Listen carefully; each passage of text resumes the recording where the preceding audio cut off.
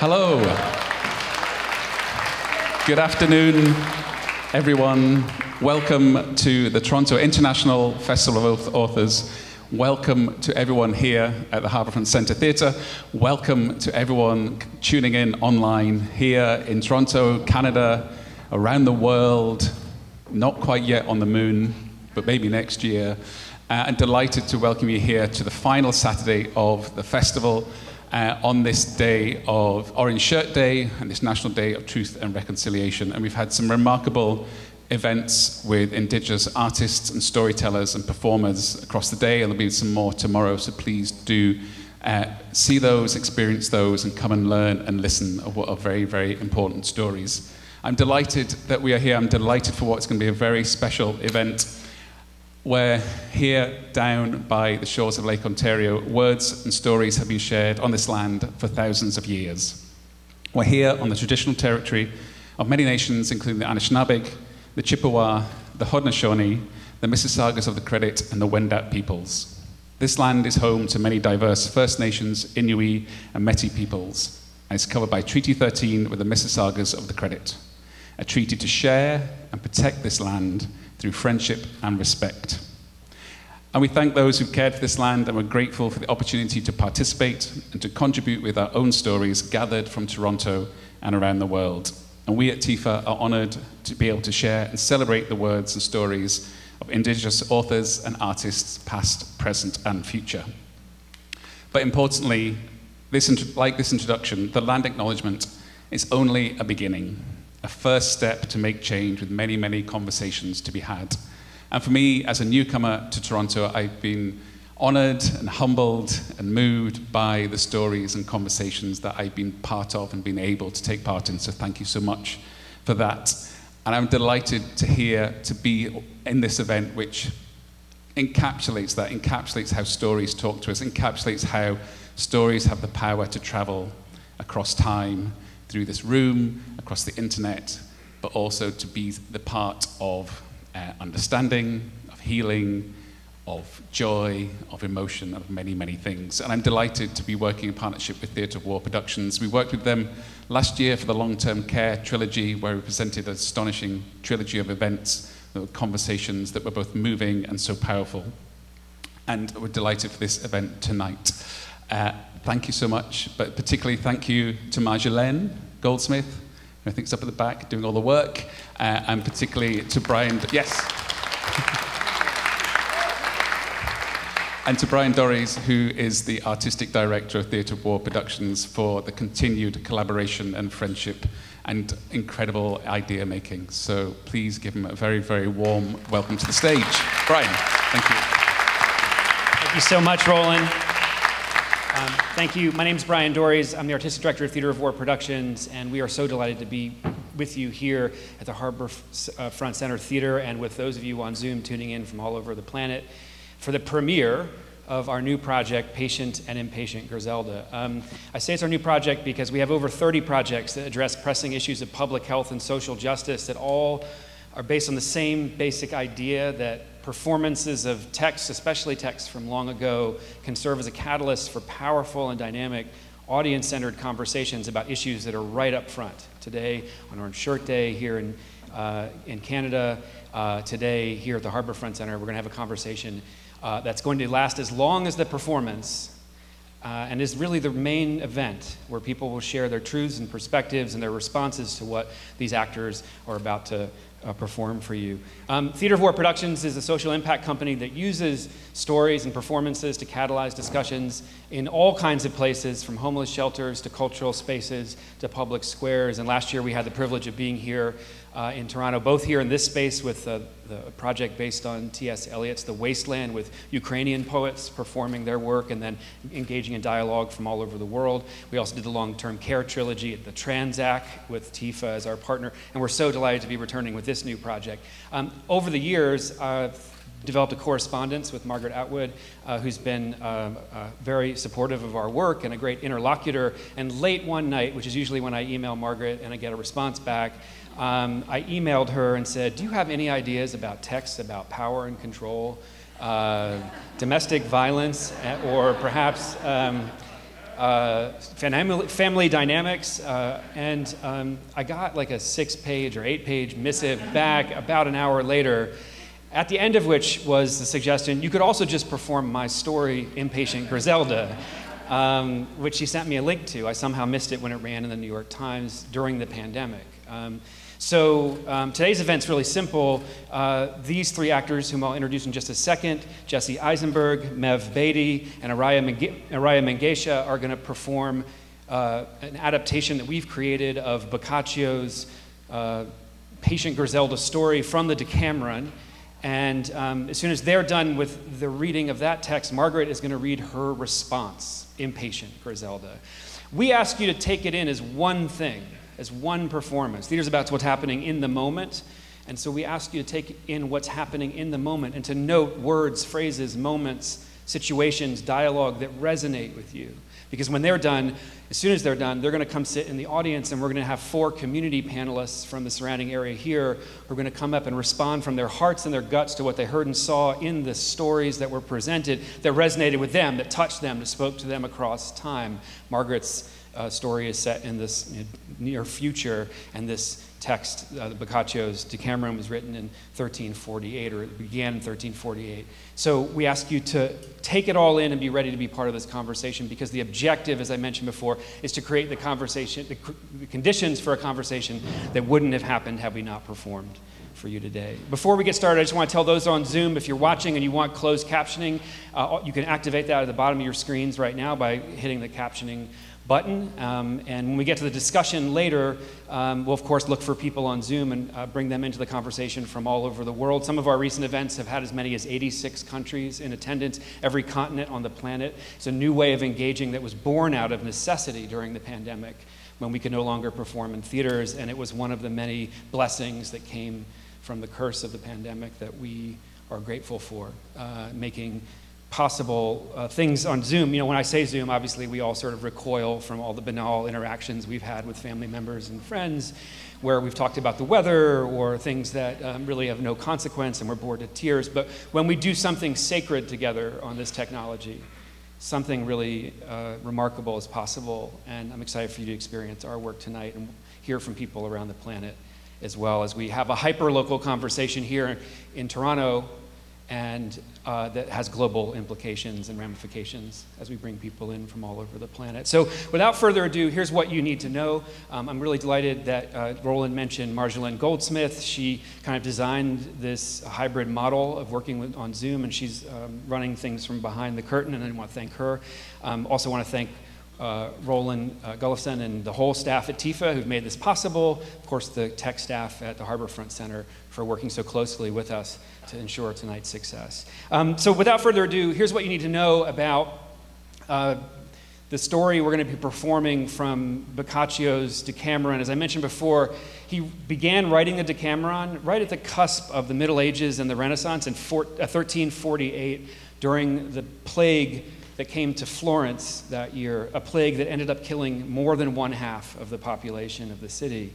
And the great literary invention of Boccaccio is a certain type of ironic storytelling, a kind of meta storytelling that just kind of explodes forth in this great work, the Decameron, in which narrators are kind of unreliable in their position. So it can no longer be didactic or moralistic or have a message, because it's always sort of making itself more complicated than stories were before. So it's very modern, very contemporary in that sense. So the framing device of the Decameron, for those who aren't aware, is that 10 noble people trying to escape the plague in Florence leave town to a villa outside in the country, and for 10 days, these 10 noble people, 7 women and 3 men, entertain each other with stories. And over those 10 days, they tell 100 stories back and forth. And this is the last day and the last story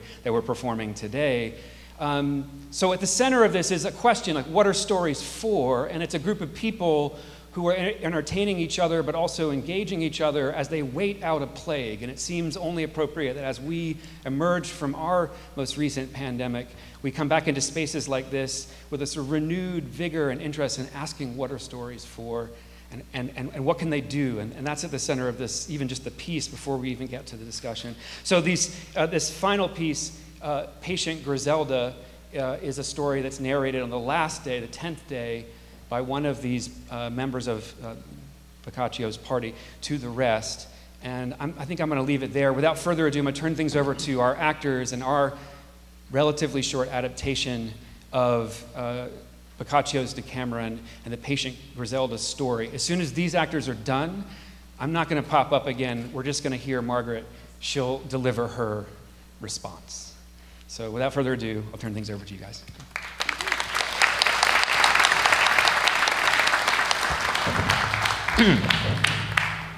Ladies and gentlemen, I would like to spend this final day telling you stories of kings and sultans, people of that station. But in order not to wander too far from you, my audience, I am going to speak of a marquis, for whom, despite his cruel and deranged behavior, things turned out well in the end.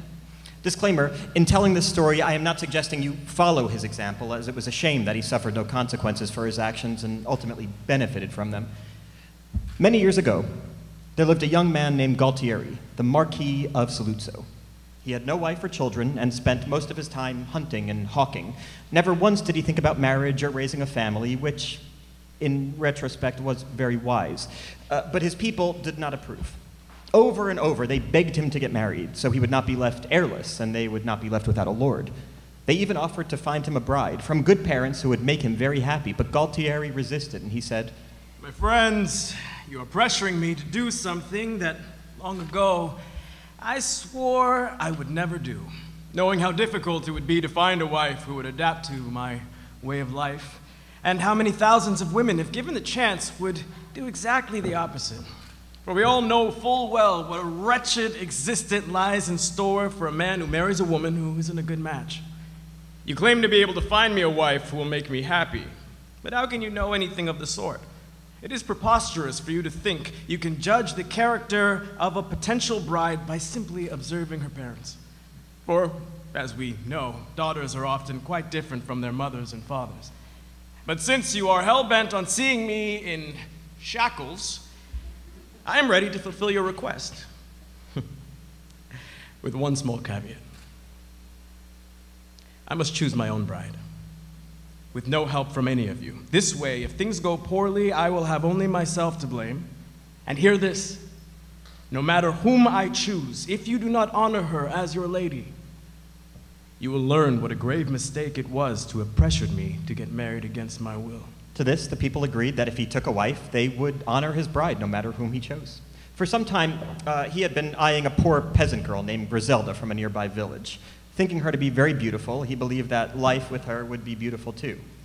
So right away, without looking any further, he decided to marry her. He summoned her father, who was destitute, and arranged with him to take Griselda as his wife. Then he summoned all of his friends and said, "My friends, since you have been unrelenting in your campaign for me to marry, I'm ready to fulfill your wish. Not because I want to, but to make you happy.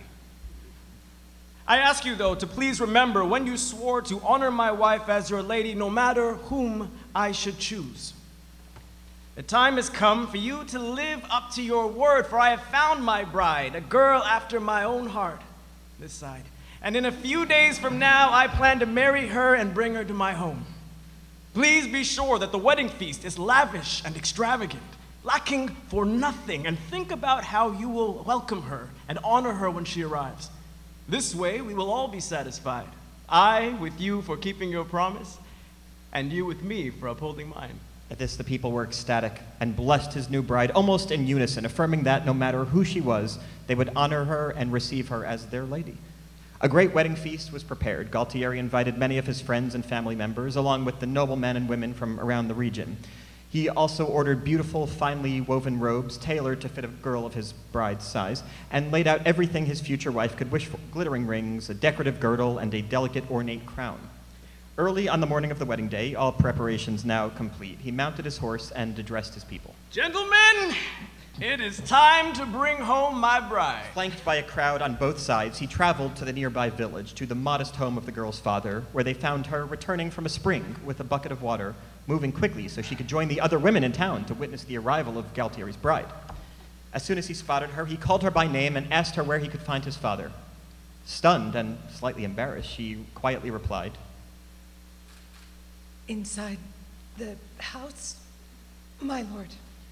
Ordering everyone to wait for him outside, he got down from his horse and walked into the cottage where he found her father, John Coley, and said to him, I have come to marry Griselda. But before I do, I would like to ask her a few questions in your presence. He then turned to Griselda and said, If I were to marry you, would you always strive to make me happy? Would you obey me and never become angry or upset by anything I do or say? to each of his questions, which continued in this fashion for some time, she answered, "Yes, my lord." Gualtieri took her by the hand, led her out of the house to stand before the gathered crowd, and made her strip off all of her clothes until she was naked. Then he called for the custom-made garments he had ordered for her and got her to put them on quickly.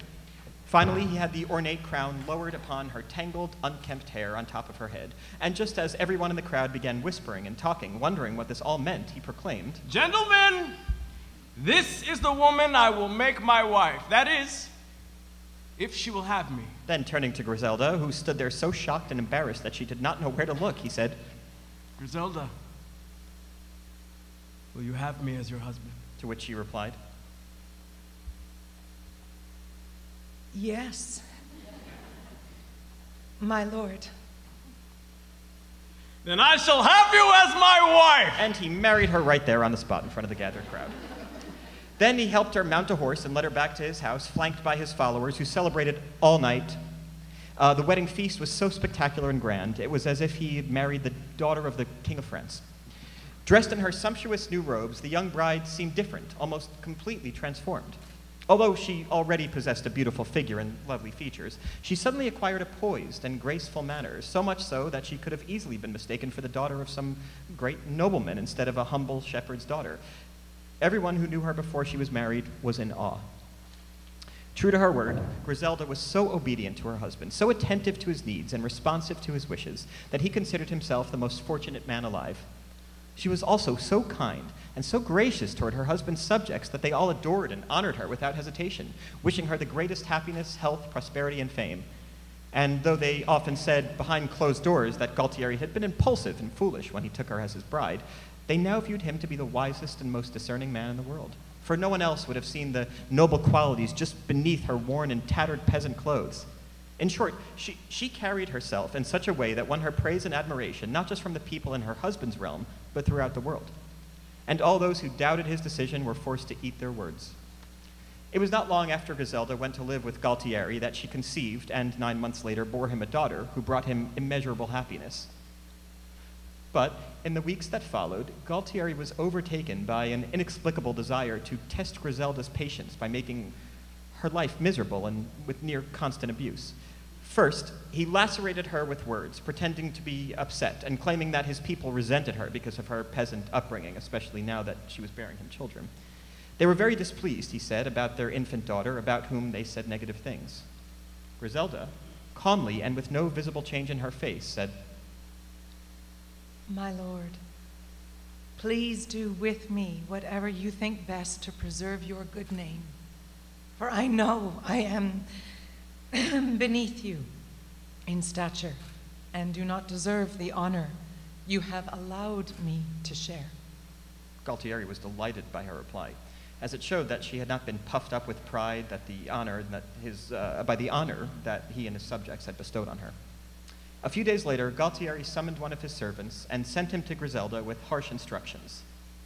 The servant looked upon her sadly and said, "My lady, I am very sorry, but I must follow my lord's orders. That is, if I wish to continue living. He has instructed me to take your daughter, and..." The servant said nothing more, but she could see in his eyes that he had been ordered to put her baby to death. Griselda lifted her girl out of the cradle, held her in her arms, kissed her tenderly on the cheeks, and, after blessing her, placed her in the servant's arms without showing the slightest hint of sadness, although she was dying inside, and said, "There you are. You must do exactly as your lord, who is also mine, has commanded you. But do not leave her to be eaten by wild beasts and scavenging birds, unless he has ordered you to do so. The servant left with the baby cradled in his arms and told Galtieri what his wife had said. Amazed by her faithfulness and commitment, Galtieri instructed him to bring the girl to a relative of his in Bologna and ask her to raise and educate the child with great care without ever revealing the identity of her parents. Soon thereafter, his wife became pregnant again and in due time gave birth to a son, which filled Galtieri with joy. But, not yet satisfied, he tortured her even more ruthlessly than before. One day he scowled at her and said, "Woman, from the day you gave birth to this boy, the people have made my existence a living hell. They resent the idea that the grandson of a peasant like Giannicole will succeed me as their lord. So I'm afraid that unless I wish to be overthrown, I'll have to send you away and marry someone else." Griselda listened patiently to him. Then, when he finished, all she said was, My lord, you must focus on doing what is best for you and what makes you happy. Do not worry about me, for nothing pleases me unless it brings you pleasure. A few days later, Galtieri sent for his son, just as he had sent for his daughter, and pretending to have put the boy to death, he sent him to Bologna to be raised alongside his daughter. To his astonishment, Griselda showed no emotion, just as before, and he marveled at how she could remain unaffected, like no other woman he had ever encountered. If he had not seen her lavishing the children with love and attention when he had allowed her to do so, he might have been convinced that she was glad that they were gone, but he knew she was too intelligent and discreet to behave in any other manner.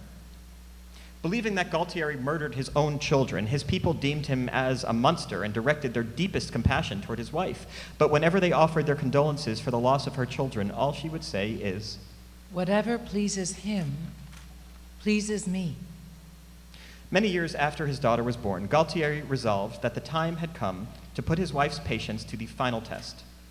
He gathered a crowd and publicly stated that he could no longer abide Griselda being his wife, that he realized now that their marriage had been a youthful mistake, and that he would do everything in his power to acquire a dispensation from the Pope to annul their marriage so he could send Griselda away and take another wife. Several of the men scolded him for saying this, but all he said in return was, "It has to be done." When Griselda learned of her husband's plan, which she knew meant returning to live with her father, tending goats as she had in the past, and watching the man she loved marry another woman, she was consumed by a deep and hidden sorrow. But she steeled herself to endure this final disgrace with the same even-tempered elegance with which she had withstood fortune's former blows. Shortly after that, Galtieri arranged for counterfeit letters to be sent from Rome, which led people to believe that the Pope had given him a special dispensation to leave Griselda and take another wife. Then he summoned Griselda before a large crowd and said, "Woman, the Pope has granted me a special dispensation to send you away and take another wife. For many generations, my noble family has ruled this land, while yours has been nothing but lowly peasants. And so, it is my desire for you to return to your father's cottage with the dowry you gave me, and no longer be my wife. Then I will arrange to bring another lady here to my home, whom I have already chosen as my bride, and who is better suited to marry a nobleman such as me." Upon hearing his words, she somehow managed to hold back her emotions, and showing no discernible change in her expression, said, My lord, I have always known that my humble background has been at odds with your nobility, and that I owe whatever status I have attained to you and to God. And I have never seen my increased station as a gift that has been permanently bestowed upon me, or something I owned, but rather as a loan. If you wish to take it back, that is your right, and I must return it with grace and humility. Here is the ring with which you wed me. Please have it. You command me to return home with the dowry I brought you. But this will require neither an accountant nor a pack horse and purse, for I have never forgotten that you took me naked as your wife. And if you deem it proper for the body which bore your children to be seen in public by your people, then I will leave this place naked. But In exchange for my virginity, which cannot be returned, I ask that in addition to my dowry, you allow me to take a slip to cover myself, and no more. Holding back tears, Galtieri scowled at her and said, Take a slip, cover yourself with it, and be gone. The crowd appealed to Galtieri to give her a dress so that the woman who had been his wife for more than 13 years would not suffer the indignity of leaving his home in a slip like some shameful beggar. But their words did not seem to reach him, and so, barefoot and in nothing but a slip, Griselda offered her goodbyes, left Galtieri's home, and returned to her father's cottage in the nearby village where onlookers wept as they saw her pass through the streets. Her father never believed that Galtieri would keep Griselda as his wife, and each day he expected her return. He kept the peasant clothes she had discarded on the morning she was married, and when she arrived back on his doorstep, he brought them to her. Griselda put them on, and straightway began tending to the chores in her father's home, gracefully bearing the weight of her cruel fortune. Right after sending Griselda from his home, Galtieri told his subjects that he was engaged to the daughter of one of the counts of Panago. He then began planning a lavish ceremony and sent for Griselda and said, I'm about to bring my new bride home, and since it will be her first time in the house, I wish to welcome her with the greatest honor. As you know, there are no women here who can adequately set the house in order or prepare it for such festivities. There is no one more qualified than you to handle these domestic matters, so I would like you to organize and make all the preparations for my wedding. Hire the helpers you require and direct them as if you are the lady of the house. And when the wedding celebration is over, you can go back to your father's cottage. His words were knives that pierced Griselda's heart, for she had a much easier time relinquishing her good fortune than giving up her love for Galtieri. My lord, She said.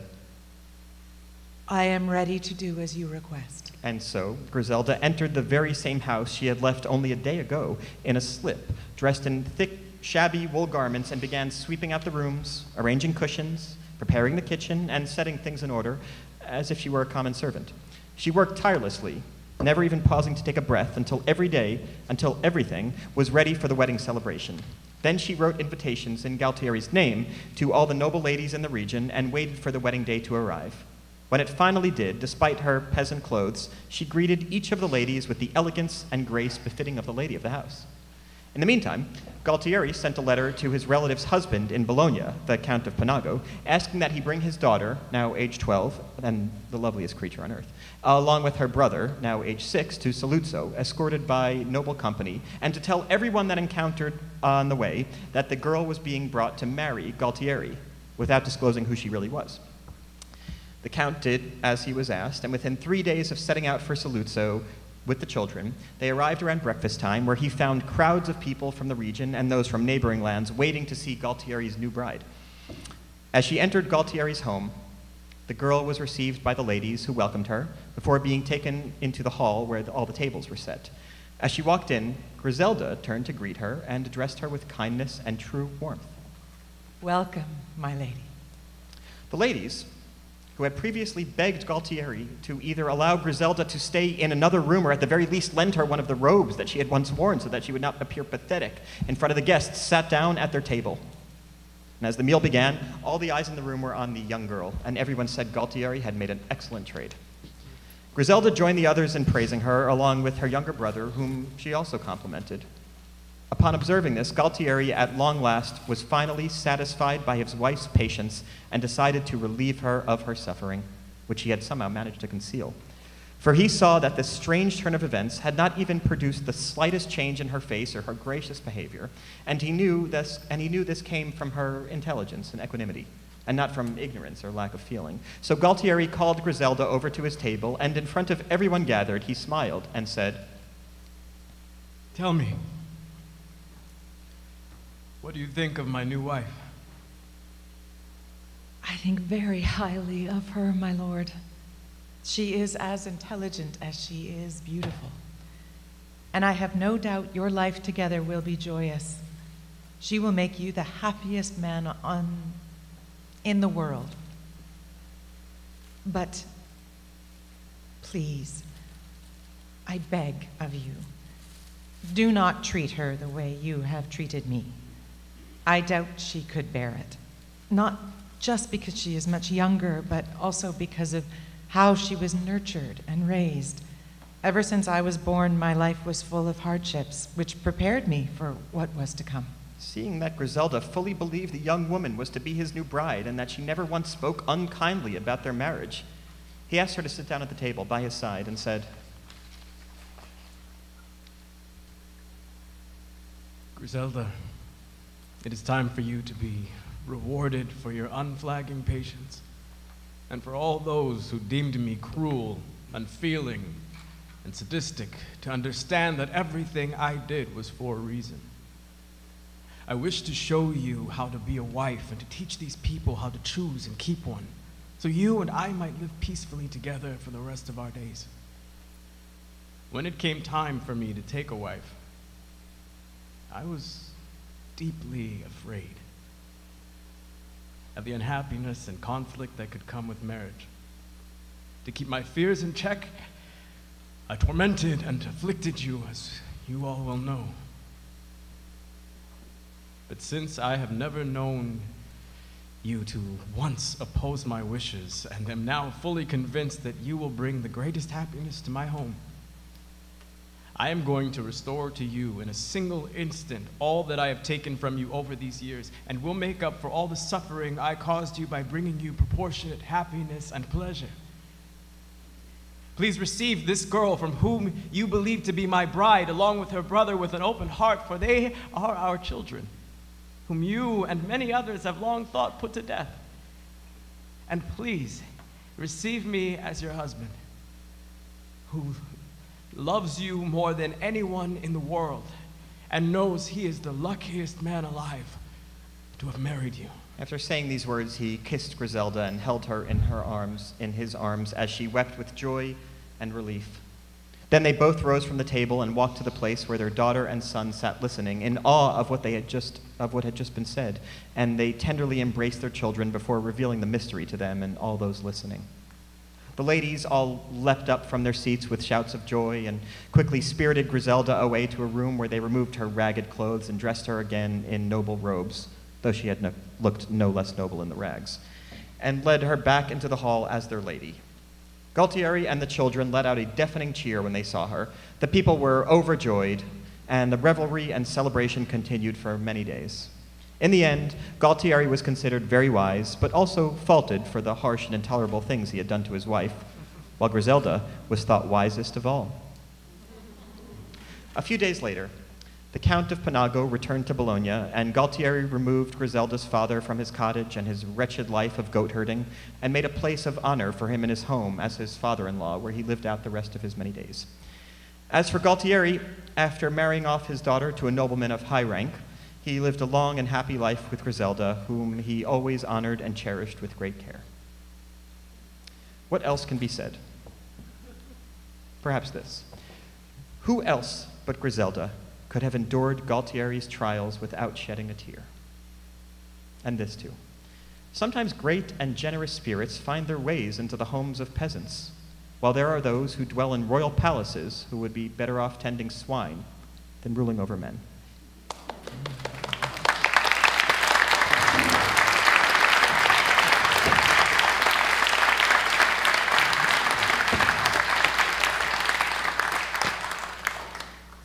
Impatient Griselda. Do you all have your comfort blankets? We tried to provide the right sizes. I am sorry some of them are washcloths. We ran out. And your snacks? I regret that we could not arrange to have them cooked, as you call it, but the nourishment is more complete without this cooking that you do. If you put all of the snack into your ingestion apparatus, your, as you call it, mouth, the blood will not drip on the floor. That is what we do at home. I regret that we do not have any snacks that are what you call vegan. We could not interpret this word. You don't have to eat them if you don't want to. Please stop whispering at the back there and stop whimpering And take your thumb out of your mouth, sir, madam. You must set a good example for the children. No, you are not the children, madam, sir. You are 42.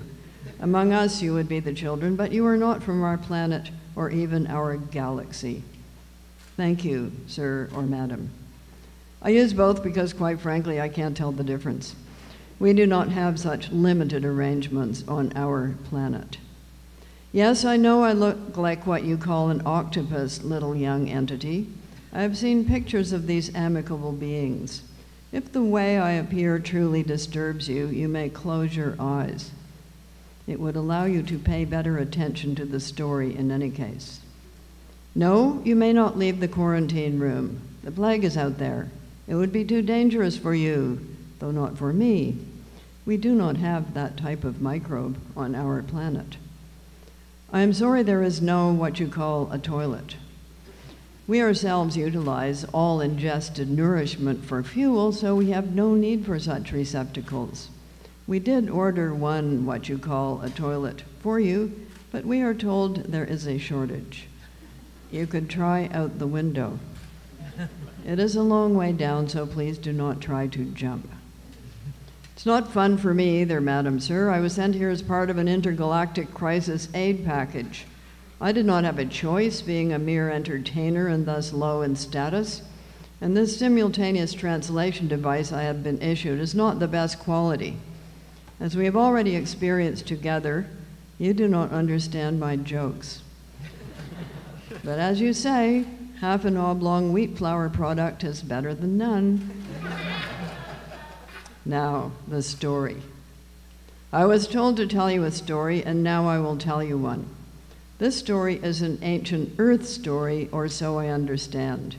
It is called Impatient Griselda.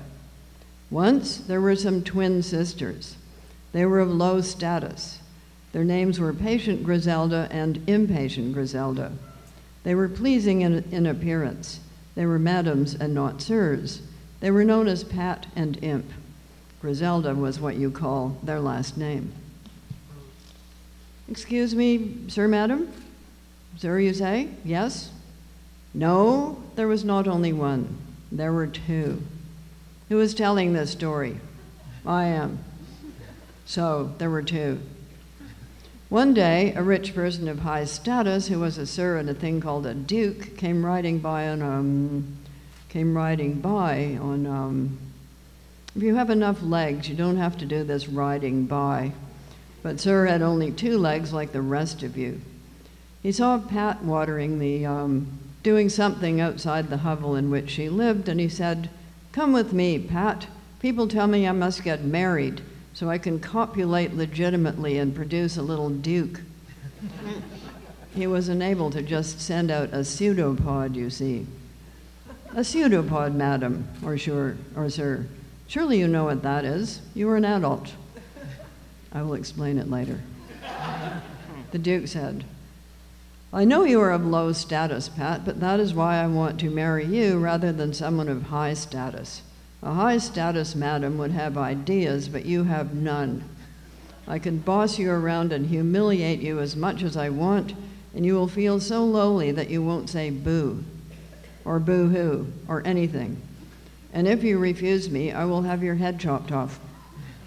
This was very alarming, so Patient Griselda said yes, and the Duke scooped her up onto his, I'm sorry we don't have a word for that, so the translation device is of no help. Onto his snack. Why are you all laughing? What do you think snacks do before they become snacks? I shall continue the story, but I do counsel you not to annoy me unduly. Sometimes I get hangry. It means hunger makes me angry, or anger makes me hungry. One or the other. We do have a word for that in our language. So, with the Duke holding on to Patient Griselda's attractive abdomen very tightly, so she wouldn't fall off, they rode away to his palace. Impatient Griselda had been listening behind the door. That Duke is a terrible person, she said to herself, and he is preparing to behave very badly to my beloved twin sister, Patient. I will disguise myself as a young sir and get a job working in the Duke's vast food preparation chamber so I can keep an eye on things.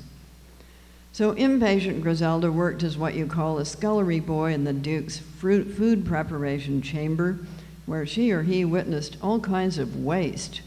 Fur and feet simply discarded, can you imagine that?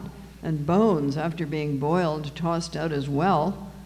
But he or she also heard all kinds of gossip.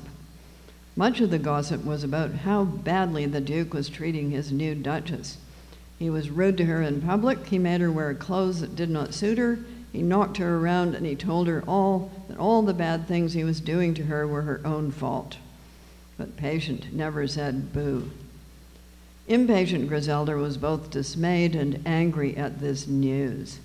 She or he arranged to meet Patient Griselda one day when she was moping in the garden and revealed her true identity. The two of them performed an affectionate bodily gesture, and Impatient said, "How can you let him treat you like that?" A receptacle for drinking liquid that is half full is better than one that is half empty, Pat said.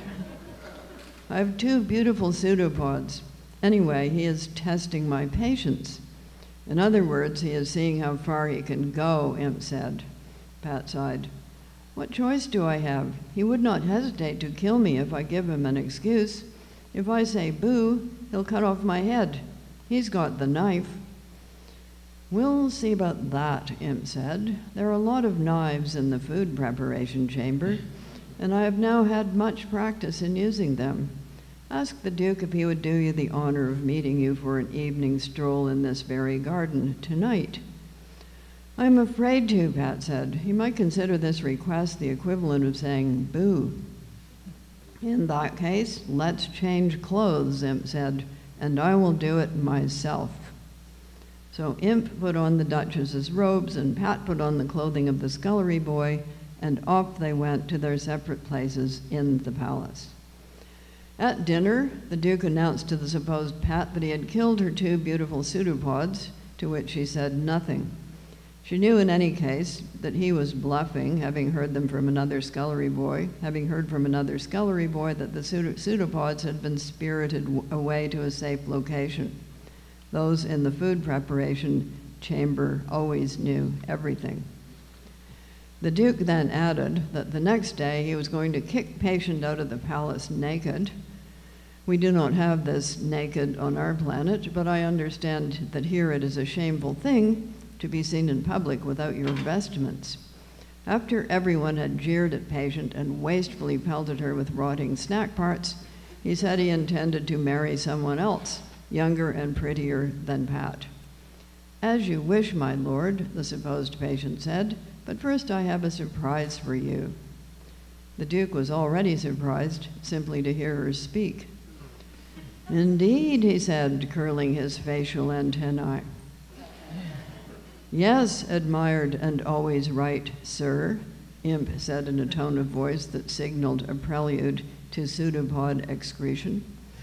It is a special gift for you in return for your great beneficence to me during our last 2 short period of cohabitation. Please do me the honor of joining me in the garden this evening so we can have consolation sex once more before I am deprived of your shining presence forever. The Duke found this proposition both bold and piquant. Piquant, it is one of your words.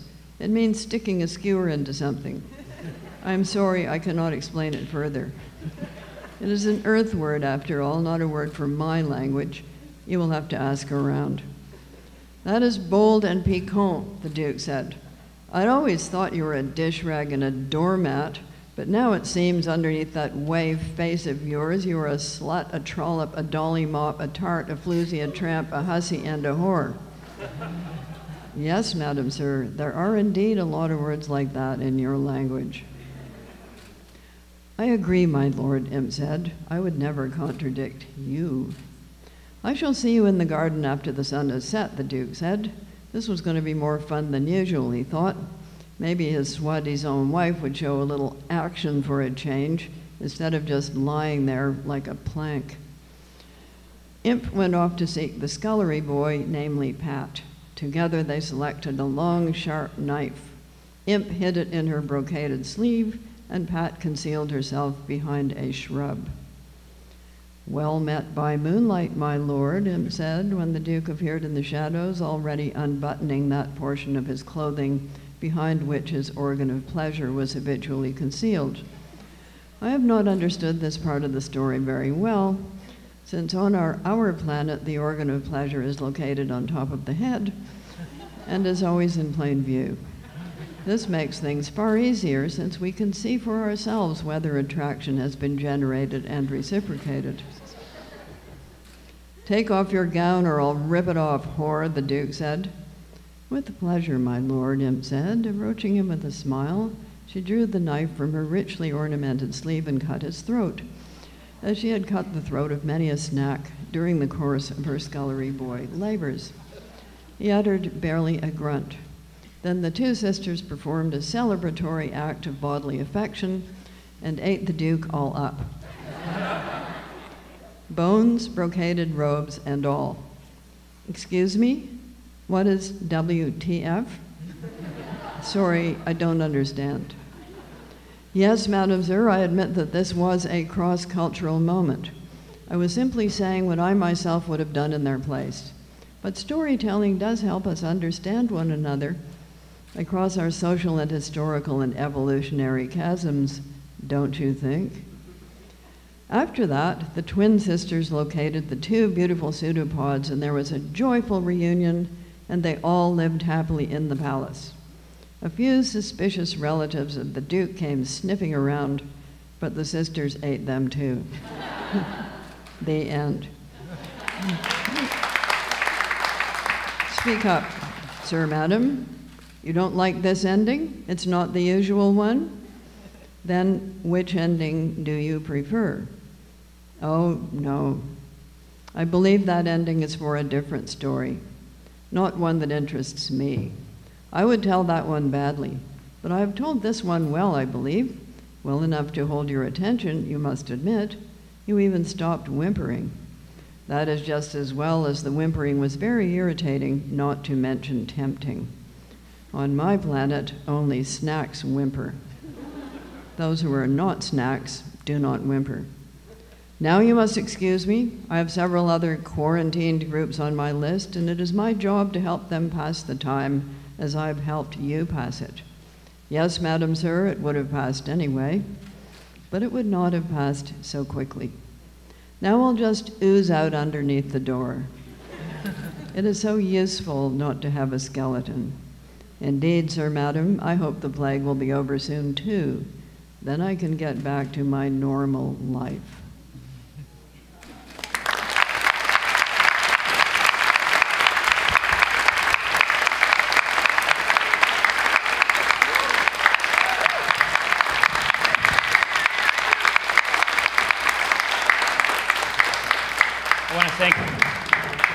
I want to thank our actors and Margaret again for their performances. With a big round of applause. Thank you all so much. I invite you to come out over here. I invite our panelists to come up. Come on up. So as our actors are finding their seat in the audience, we're inviting our four community panelists to come up and take their place at the stage. And as the panelists are coming up in this vast exercise of transition, I'm going to distract you with one quick thing, which is I want to plant the first seed of the first question I'm going to ask you as an audience as soon as our community panelists are done. This is for those of us in the room and those of us on Zoom. It's a question we ask audiences all the time in relation to texts that span millennia.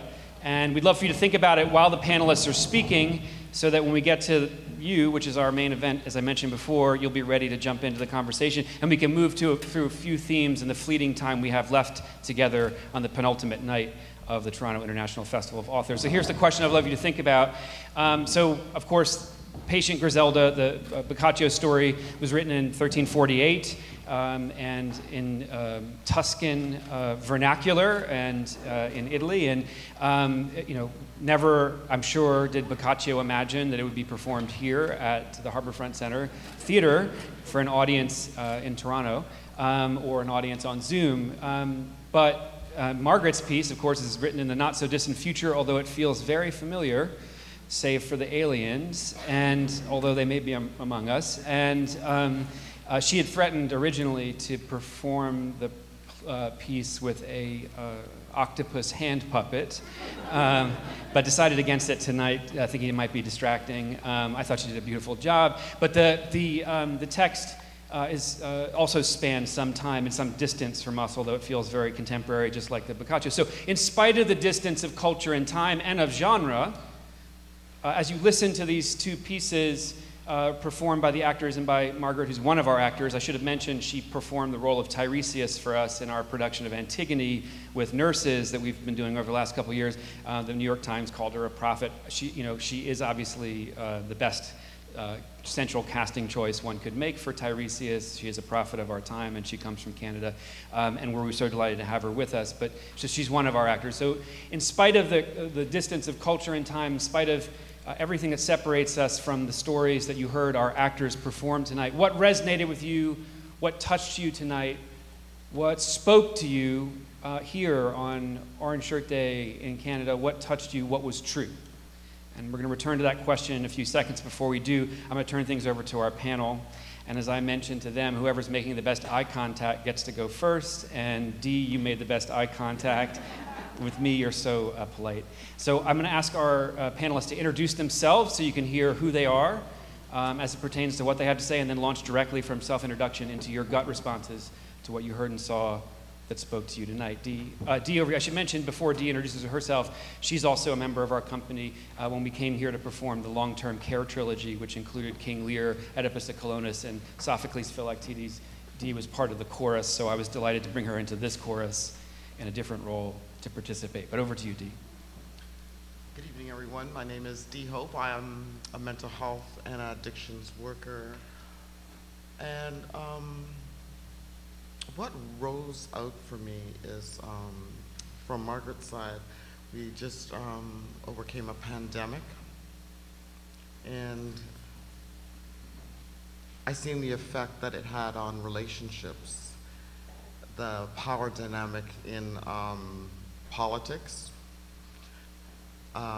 marriages, and the community, young people just rising up, and there's gun violence, there's mental health at an extraordinary rate, and poverty at alarming rates right now. So I really resonated with the piece today, and I thank the actors for bringing such eloquent delivery on today's norms in a kind of authentic kind of way. Thank you so much, Dee. Thanks for being the first. I'd love to give Dee a round of applause for getting us started. Thank you, Dee.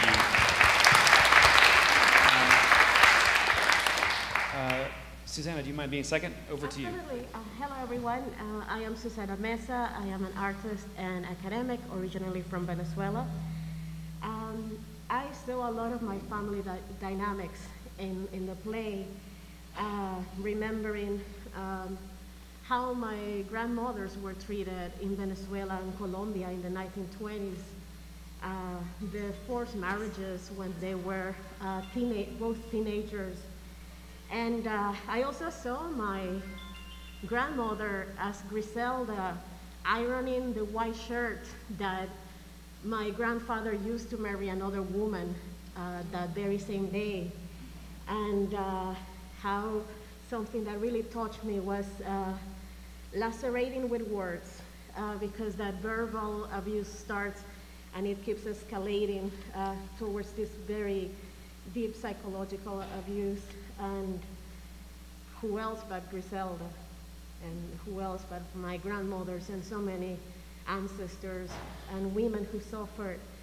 And with Margaret, I thought, how many words really are there in our languages to berate women? And there are way too many. So thank you for gathering here, erasing that. Thank you so much, Susanna. I really appreciate all of that. Thank you. Thank you. Laura. Hi, I'm Laura. I'm a stability case manager here in Toronto. I work for a women's organization. Do you mind moving the mic a little closer, Laura? Yeah, thank you. Yeah, I think what touched me the most in the first piece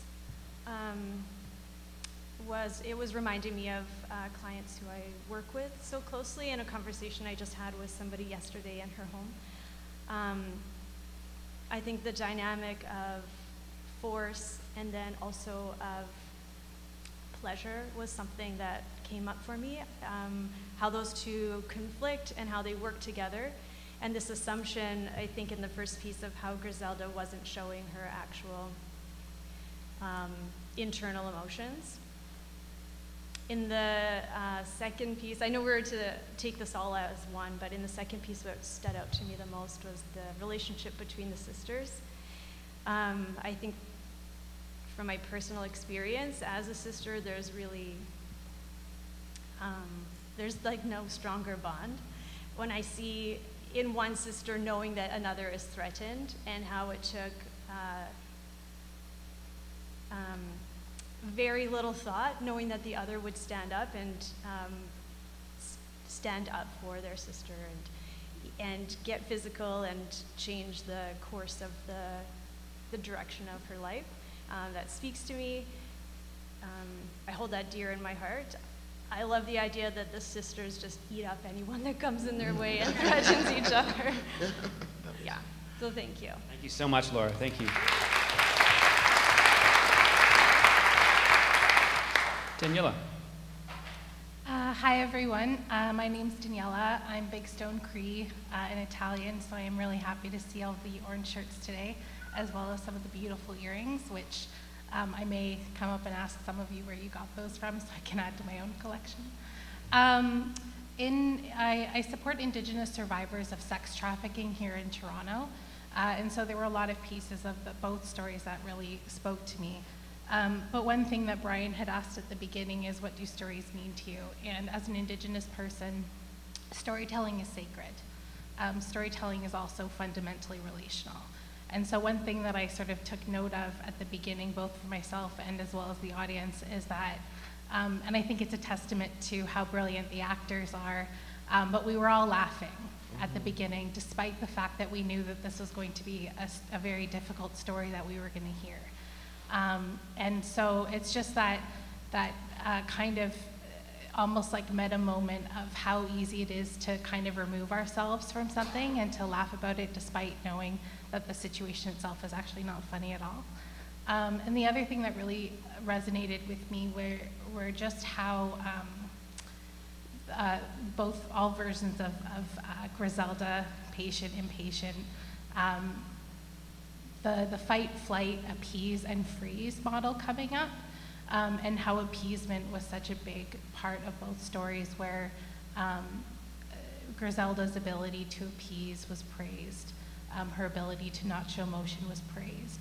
And that appeasement is a really big survival tactic and protective mechanisms that survivors of human trafficking, sexual exploitation, and domestic violence have to employ to survive. And so I thought both stories really captured that quite beautifully. So, thank you. Thank you so much, Daniela. Thank you. It's no small thing to step outside your comfort zone and get a call from somebody in New York City that says, would you come up and respond to a reading of these two stories from your hearts?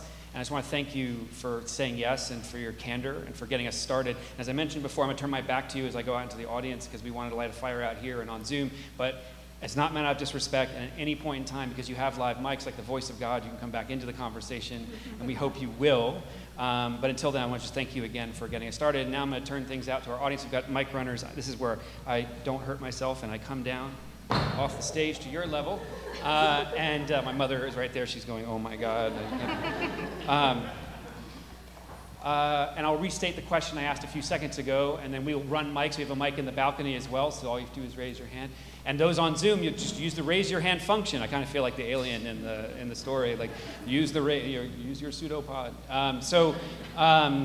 Use the raise your hand button at the bottom of your screen, and someone hopefully will bring you up on screen, those of you we can, and bring you into dialogue with people here at the Harborfront Center Theater. So here's the question again. Now that you've heard these actors going for broke, trying to make sense of these two stories spanning millennia, and cultures and time. And you've heard these remarkable members of your community here in Canada responding so spontaneously and openly with such candor and sensitivity to what they heard that resonated with them, in spite of the distance of culture and time, in spite of everything that separates us from the Decameron and even from the subjects in Margaret's story. What touched you as you listened tonight? What resonated with you in these stories here today? What was true? What spoke to you tonight? Now, in every audience, no matter how big or small, there's always one extremely kind person, usually the most attractive person in the room, who puts us all out of the long and awkward misery of an interminable silence, which I'm told in Canada can go for a long time. We have someone on screen already, but there's someone in the back. We'll go over here. Thank you for helping me, audience members. There's someone right there. I knew it was you all along. There's a hand right there, if you wouldn't mind. Yes, the mic runner is coming to you relatively slowly. Here we go. Yes, thank you so much. Yes. Hi, I'm a volunteer with Harbourfront, but I can't help wanting to express myself. Yeah. So I was raised as a Roman Catholic, and this story to me is about what's inside you, not about the physical body. It's about dealing with affliction and maintaining equanimity. So to me, it wasn't about a human being mistreated by another person. It's about the difficulties of life and how you overcome them by maintaining your composure. So that's what I saw. Thank you, and thank you for being the first. I really appreciate you bringing that interpretation into the room. People have long spoken of the patience of Job in the Old Testament, who experiences endless ordeals. And in similar fashion to this story, at the end of the book of Job, God, having taken everything away from Job, restores it and doubles it. And people talk about the patience of Christ in the context of Roman Catholicism. And patience is a word that I'm interested in. I'm a classics person, so a lot of the things we do are Greek tragedies. But in Greek, the root of patience is pascio, which means to suffer. And I appreciate you connecting the spiritual connection that you see, reading it not necessarily as a literal story about someone being abused, but about how, because we suffer as humans, how do we survive, and how do we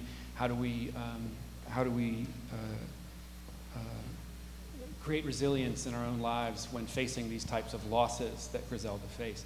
And that's one interpretation this room can hold, and there are other interpretations the room can hold as well, and I'm sure we'll hear them, but I appreciate you being the first. You don't have to be as intelligent or as kind or as attractive as our first speaker, although I couldn't see you in the dark back there, but I know you're attractive. But maybe someone else would like to take on my question. What spoke to you? What resonated with you today? What touched you? Yeah, back there in the back. The back is doing us so right tonight. Thank you so much. Yeah. So for the less attractive, here I go. So the theme that resonated with me was the theme of silence. And for me, when I go with Decameron's theme of silence, being silent about what was being done to her, and the thought that came to me was how we've been silent throughout everything that has afflicted us over time. So what if we weren't silent? How many sexual abuses, how many sexual assaults could have been prevented? If we weren't silent, how many wars and genocides could we have prevented? What could we, if we hadn't been silent, maybe there wouldn't have been no Maduro in Venezuela. Maybe there wouldn't have been the protests in Iran.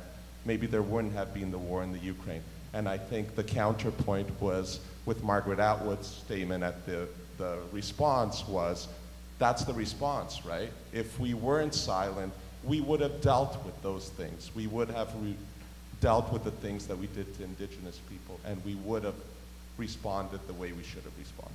Thank you. I really appreciate you bringing that into the room.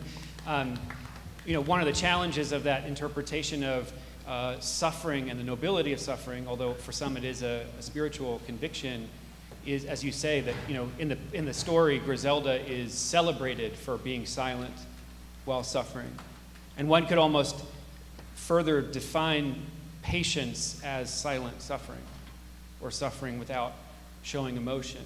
And I appreciate you saying, you know, what happens if we, it's not just if I hear you correctly, it's not just if people who've survived or been victims of various traumas or abuse weren't silent. It's also about what if we were as a culture that encouraged people who had experienced trauma or loss or abuse or these injustices to have platforms where they could express themselves and be validated and heard. It's not just simply on their shoulders. I really appreciate you bringing that into the room. Maybe one more person for the room before we go to some of our Zoom folks, because we want to bring, yeah, right in the center over there. Jane's bringing the mic to you. And then I see we have a couple people joining us from other parts of the planet. So first of all, I put it in context. I mean, this is Italy, the 1300s. Women were brought up that way, okay? In today's time,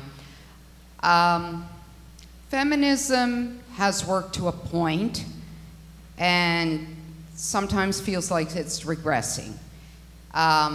There's a power difference there, and for many women, they do put up with someone who is wealthier just because they're given perks. Okay, I see that all the time.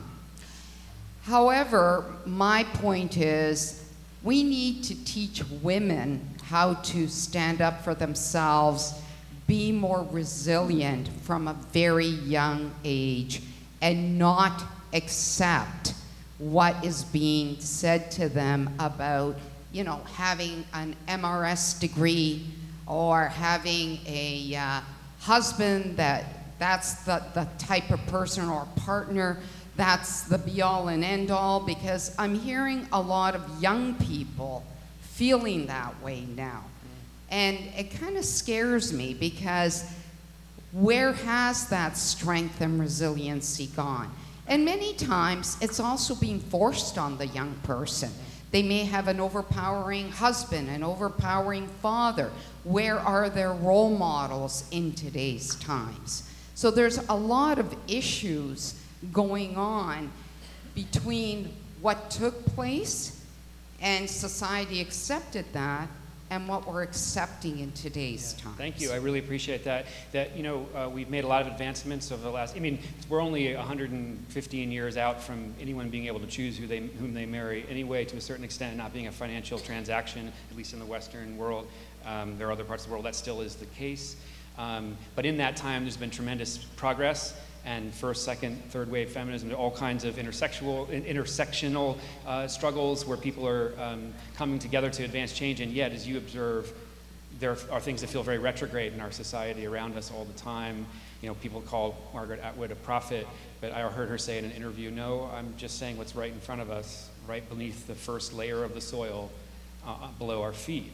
And it doesn't take a prophet to see that. And so I appreciate you bringing it to the room that maybe what's disturbing about watching the first piece is how familiar elements of it feel to today. I really appreciate it. So we have a couple people on Zoom, and I just want to build a little bit. I'm going to go to the folks on Zoom, but I want to ask a question to sort of perturb the conversation, move it in another direction, and panelists jump in whenever you feel so moved. You know, I want to just acknowledge that it's not just a tack on at the end that we had Margaret's story. It was kind of the inspiration of doing it, and she does something that's part of the title of our piece, Patient and Impatient Griselda. So in the first story, there's only one Griselda, and she is patient, and she suffers in silence, as her name describes. But in Margaret's story, she adds, and she plays a role that society has designated for her, a role that she's expected to play, a role that she's validated and celebrated for playing. In Margaret's version, there's a new role added, and it's a twin sister named Impatient. And it creates a whole new possibility for a new type of power and a new type of relationship and a new type of power dynamic. So I want to ask the question, what do you make of this new role, impatient Griselda? We've already touched upon it. What did it say to you when you heard that part of the story? Now, of course, it wasn't in the story. It wasn't Margaret Atwood who's invented it. It was an alien life form that had come to intervene in our society because it was so messed up that it required some outside intervention. And this was the invention of this storyteller entertaining our species during a time of plague. So what do you make of impatient Griselda as a new form of a new role, and what kind of new power dynamics does that bring in when there is an impatient Griselda to advocate and to intercede for patient Griselda? Before we go to that, though, I want to go to some of the folks on Zoom, and we have Marion, who is unmuted and ready to speak. Marion, over to you. What resonated with you tonight? What I found was that the first story, looking at it from a modern point of view, had a curious lack of tension. There was no conflict in the story. That the main character is going to remain patient and is going to endure everything. And it makes me wonder at the audience for that story. Was he talking to medieval women and telling them to stay in their place? Because there were medieval women who had some measure of power at that time. So it makes me wonder at who was he trying to convince with this story? I definitely found the second story more believable. In fact, the first story, I kept expecting to hear that patient Griselda was poisoning her husband all of the time, all along. So that was what I end up wondering, is who was the audience for that first story, and what was the purpose of that story? I love that question so much because it cuts right to the heart of what we try to do. For whom are we telling a story? Who's Jesse's character actually speaking to, and why would they find that entertaining or be able to? But there is something at the end of the story, which we were talking about off stage before we came on, where he says the final lines. I don't have it committed to memory, but it's something like, sometimes extremely noble people come from very low beginnings and from poor backgrounds, and then there are some people who have immense power who would be better off tending swine. And those are the last lines of the piece.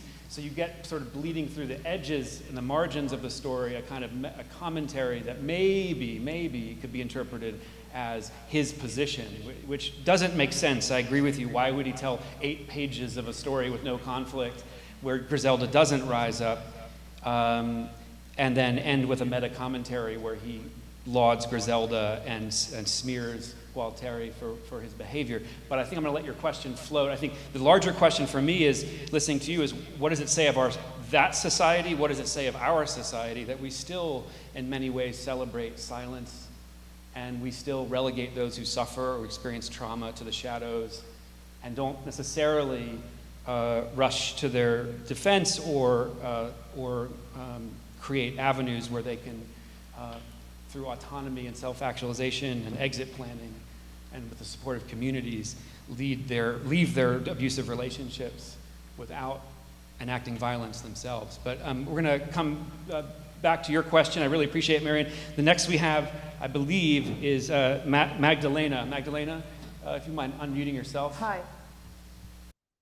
I wanted to say this was a fantastic reading and performance. Thank you very much for putting it on. I think one thing that really stood out to me, I've read both of these stories before, but I think one thing that stood out to me at this moment is the expectations of emotional labor that are attached to being a good wife. So both in, the original and in the retelling of the Alien, patient Griselda has to be patient. She can't show emotion, and she has to still maintain her duties, especially the part where she was working as the lady of the house, even if she was no longer the lady of the house, I think is very reflective of some dynamics in our modern society where women are still expected to take on the majority of the work in the house and expected to, maintain social ties in the place of their husbands. And I think that it was just very interesting to see that from the perspective of, this other entity who can point out that it's, a ridiculous expectation to hold. And I think that it's worth considering, not just the resonances with physical domestic abuse, but also with more insidious forms of emotional abuse and how those can, and the burden of emotional labor can affect people. Thank you so much. I really appreciate you bringing those comments into the room. And it's as if you're here with us, blown up on the screen, so we appreciate you staying with us and being part of this conversation. Absolutely. I think all the points you made are so rich and so critical to this conversation. And we see on display in the patient Griselda story a whole range of abuses or types of abuses, emotional, economic, some physical, some sexual, the separating of children from their parents, which is something that I feel like today has special resonance on Orange Shirt Day here in New York City, as a form of establishing power and control over this spouse. And then in spite of all of that, she has to continue working and fulfilling her sociobiological function in the home, even when she's essentially kicked out. And it raises all kinds of questions I think you've so aptly brought into the room. I really appreciate it. Laura, did you want to say something? You look like you do. I don't know. No, you were looking at me so directly. I guess, yeah, I just, the concept of the children being taken away thank you. by the character, it is something that I work with women who are here living in Canada, and their children are back home in their home countries. They've come here for safety from themselves, but I see the violence is lingering. It's in their stories that they deserve to tell and often don't have the space to share it or the safety to share it. I guess, yeah, it just resonates with me, that idea of children being kept away from their parents, and I don't know what to say. As a parent, it's heart-wrenching for me to imagine that, and I see it happening to people in front of me who I'm supporting different ways. Thank you. Daniela, did you want to speak to that? Yeah. I thought maybe you might. Well, given that it's Orange Shirt Day, I also found that piece about the children being taken away resonated with me. My cookum went to residential school, and so people being ripped away from their communities and their families. What was so interesting and sort of poignant in the first telling of Griselda was the sort of glossing over of like the 12 years and the 6 years or 8 years or whatever it was that the children had been removed from the home. And I think sometimes when we hear about something traumatic or we hear, a very difficult story, we forget all of the feeling and the difficulty that happens in the middle. And the folks that I work with who have, unfortunately sometimes had their children removed from them, from their care, the pain and the trauma that just lingers, that nurturing role that they had sort of, attached themselves to when they became parents, when they became caregivers, having that taken away, it really can take away your sense of purpose as well. And so, even kind of touching on your second question as well, this notion of patient and impatient and these new roles. I mean, I think we all have patient and impatience kind of living within us, but I think it's maybe a little bit harder to, imagine how those different parts of ourselves can exist and coexist in this very difficult world that we sometimes live in when you're dealing with added difficulties like having your children taken away, when being in a DV situation, when not having access to safe housing and everything like that. So I think that everything is just so interconnected, and I really appreciated you touching on that, Laura. Thank you so much, Daniela. I really appreciate that. I also was thinking about the framing device of quarantine in both stories. And we've all been through it. We've all had to be patient with all the things that were taken away during that time. Now we've gotten most of them back, or some of them back. But in that process, within the framework of thinking about the patience that were required of us during quarantine, the storytellers are also talking about the patience required when in abusive relationships. Not the noble patience, so-called, of withstanding abuse and not having a response to it, but the patience of waiting until the right moment to exit plan, the patience of thinking about the safety of children, the patience of economic challenges that they're faced. And so those are real things that no matter how impatient one may be or desire to get out of a relationship, it's not so easy, and it's not as easy as people just advocating for themselves. And so I appreciate you complicating the conversation by talking about it. I mean, the ultimate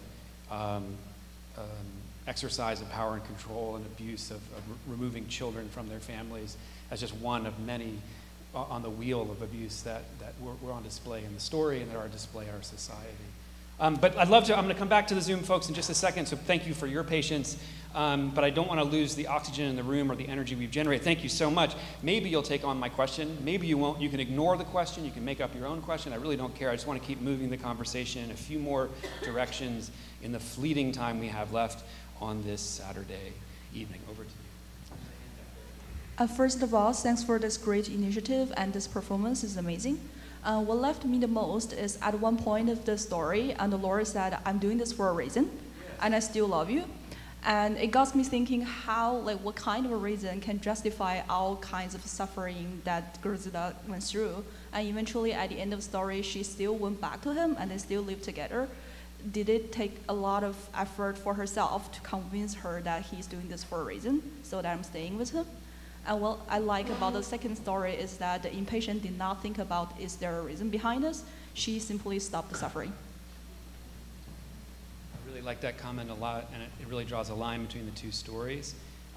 Again, I want to acknowledge that Patient Griselda wasn't really, and I think Margaret actually makes this really clear when she says that Patient Griselda could have her head chopped off instantaneously for showing, so that returning to an abusive relationship isn't always about making a choice of self-sacrifice, or sometimes it's not even a question of choice at all. And but I appreciate you raising that difference between the two. And the impatient part that I'm also interested in, that I love that you brought into the room, is that they resolve the situation through violence. That's not something we were obviously advocating for. And there's a lot of domestic violence in households that actually is women against men. It's not, and there are many different gendered types of violence and gender-based violence. So I don't want to, we have all people who identify as women on the panel, and you got me talking, but I want to acknowledge that it moves in lots of different directions. But it's a very specific type of violence, the eating whole of the person who is enacting the violence upon, and then the eating of anybody else. In Greek tragedy or in ancient Dionysian religion, you would in worshiping Dionysus would, the god of theater, would possess a bull, and then the bull would be eaten whole by the Bacchantes, and they would gain the power that came from the god. It's called enthusiasmos, the god within, in the eating, the ritualized eating of this. And I wonder if there's something in that, in this, not in Margaret necessarily making that reference to the ancient world, but in where does the power reside in this kind of metaphor of the violence at the end of the play, with the eating whole? It's not just killing the person. I'm going to let that float, but I wonder, there was a hand back there, and I hope we didn't kill. Yeah, right there, you got the mic. Wonderful. Yeah, please. It also struck me that it was an interesting commentary on achievement versus entitlement. We never hear that the Duke actually does anything useful. Yeah, he hawks. Yeah, but exactly. And yet Griselda manages to do everything and do it in silence and with grace. The moment she puts the clothes on, she becomes more obviously noble. And it also speaks to waste, that when so many human beings don't get to fulfill their potential, it's bad for everyone. And in Margaret Atwood's piece, you sort of get a sense of how ridiculous that is. Even the part where the impatient Griselda is talking about the food that gets thrown away, that's just crazy. You can sort of look at human beings as the ridiculous species that we are. Yeah, I got the same picture. I feel like for some of our intractable global problems, it will require an alien invasion for us to finally, make progress. That we need an outside intermediary, and if it's not a deity, and so Margaret's framing device and structure really draws attention to how ridiculous we are and limited we are, and I appreciate you sort of jumping on that theme. I know there's a hand up in the balcony. I don't know if you have a microphone in the balcony. Yes, I do. Please, go right ahead. Thank you for noticing. So I think one of the interesting things that you mentioned was the relation to the Book of Job. A work I read recently was Faust by Goethe, the German philosopher. I think that there's so much mention of suffering. The book is full of it. But yet there's space for humor. If you read Faust, it's humorous, Mephisto makes jokes on the way. And I think humor can be a great instrument to emphasize on something that's larger than the joke itself, So I think that was a great tool that was used, and I think, that's what I really love about the piece. Thank you so much. I appreciate you saying that. I think humor is actually, in the Bocaccio, there's humor, and you're kind of laughing along with it until you aren't laughing, and that's a certain strategy of using humor, and then you're made complicit in the violence by the humor. And then there's the humor of Margaret's, the absurdity of looking through an alien's eyes at our own culture and seeing how absurd it actually is. And both are incredible strategies and tools for drawing our attention to what's right in front of us that we might not acknowledge on a normal basis. I'm going to go to, there's not a hand in the audience, I'm going to go to Maria, who's been waiting online for some time. If you wouldn't mind unmuting yourself, Maria, what resonated with you?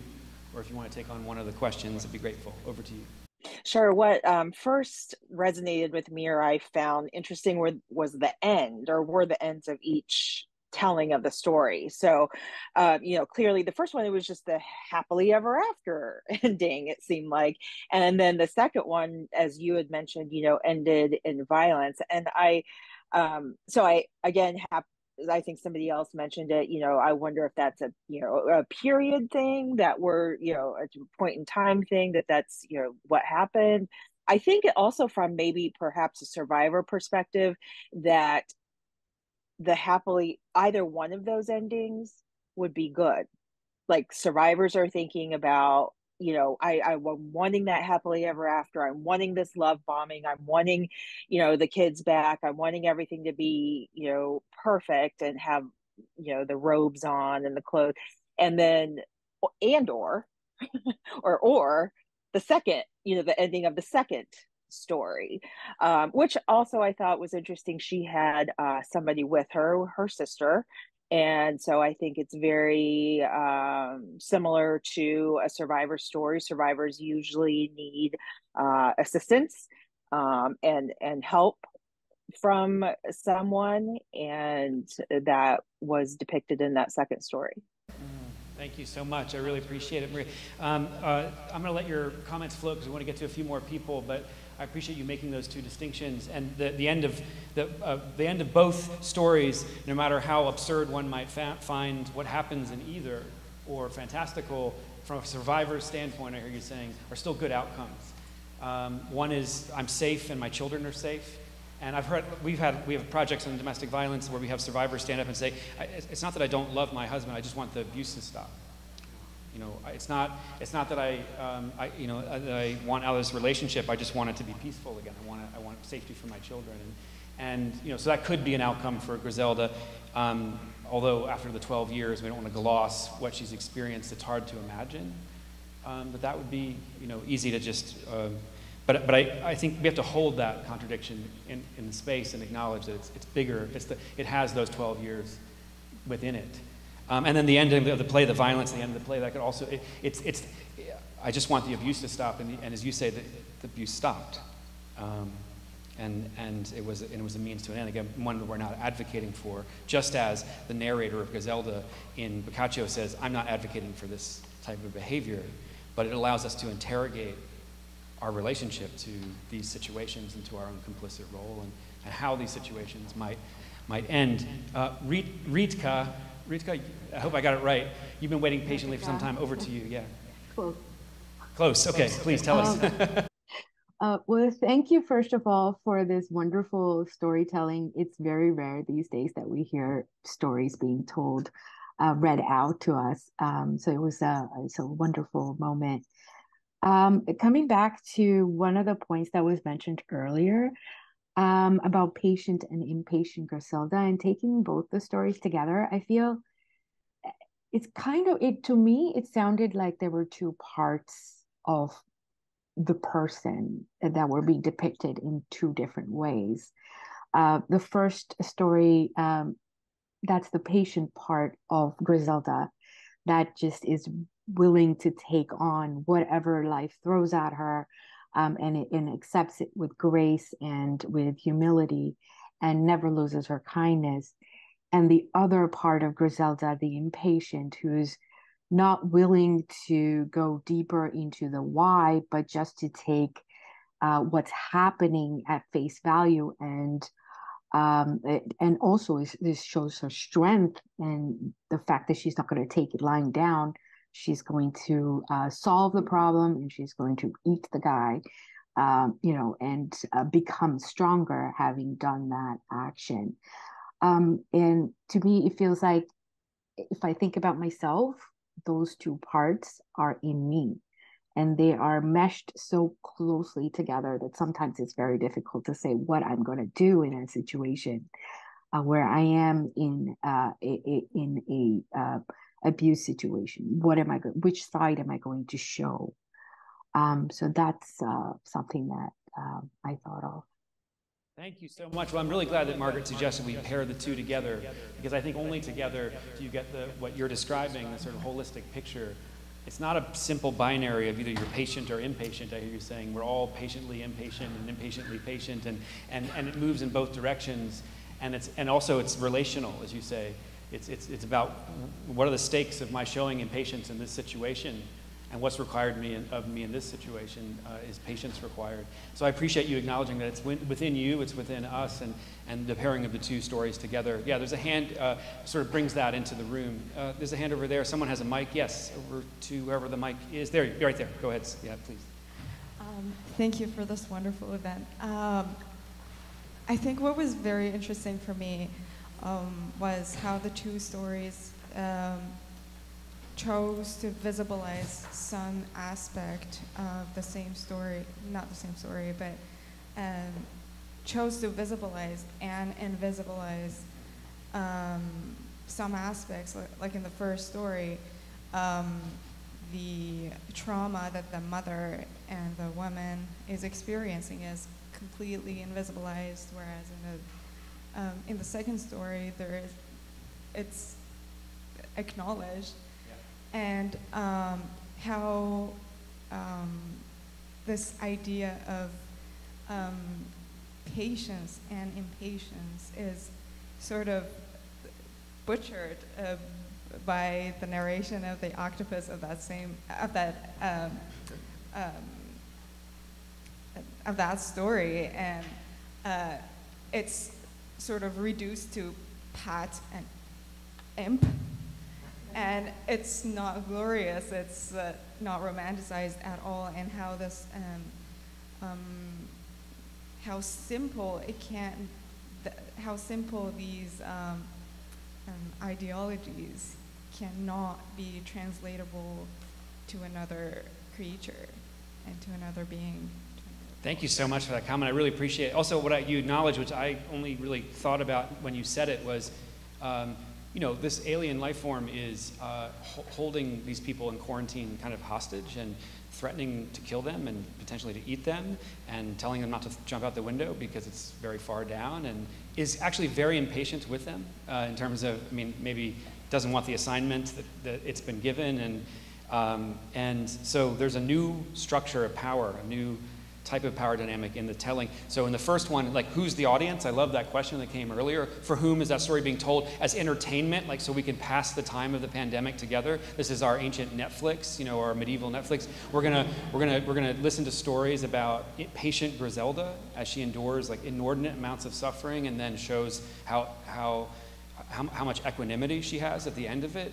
And then we have this other version where the audience is actually under duress and suffering and whimpering, and is being shown something by an alien form that's not very patient with our lack of perception and ability to see the suffering we've caused others around us. And so it's a totally different power structure, and I appreciate you bringing that into the room, because I think, I don't know, I could hear Margaret's impatience as reading the lines as the alien. You know, when are we going to wake up, and does it require us to be in that subservient position to finally be, you know, shown what we can't see or acknowledge around us all the time? So we obviously don't have infinite amounts of time. The first time we did one of these performances, it was in a Hyatt ballroom in San Diego for 400 U.S. Marines. And at the time, it was seen as a career-ending gesture to talk about your feelings in the Marine Corps, or say that you were struggling with an invisible wound. And we did ancient Greek plays about the Trojan War, and the audience spoke for 3.5 hours that night, quoting lines from it. We won't do that tonight. But I sometimes think these should be endurance events. We really don't care if you come in or come out, like in the No Theater in Japan. You can come in, you can come out, you can dance in the aisles, you can stay. And someday we'll come back to Tifa, and it'll be like 5 p.m. to ... and you can stay till the very end. But we won't do that tonight. There are a couple other themes I feel derelict if we don't talk about. One of them I'm just going to raise, and then maybe there are a couple more people left in the room who want to respond. I know we have a bunch of hands still on the Zoom, but again, I don't want to go forever. And so if you're out there in the Zoom, I know there's a hand in the balcony, I've been told. Maybe I'm late. Someone in the balcony over on this side. Yes, thank you. It's hard for me to see up there. Do you have a microphone? You don't.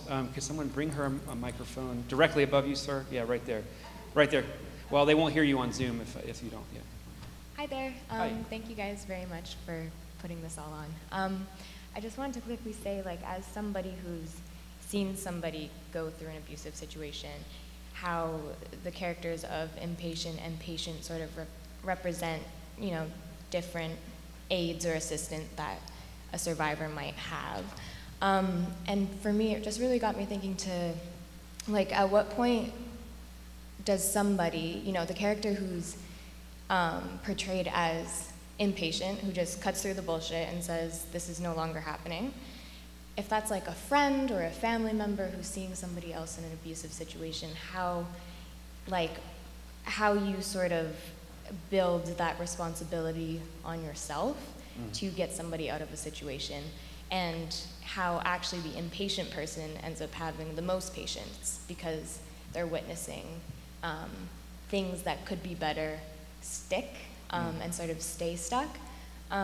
So I think for me, I was trying to, you know, of course we see it within ourselves, but also like when you know, have somebody that you deeply care about and you're like, how do I approach that situation and how deeply responsible do I want to be in helping that person get out? So that's kind of what resonated with me. Thank you. I really appreciate you taking the question on from that perspective, which we haven't fully heard in the room tonight. But what does it mean to be a family member or an advocate for someone you love or you care about who's in an abusive relationship, and you want them out, and you then have to watch them suffer and feel that you may not be able to intervene, or what you're doing isn't having a positive effect, and it requires great patience and forbearance to suffer, knowing that your person that you love is suffering.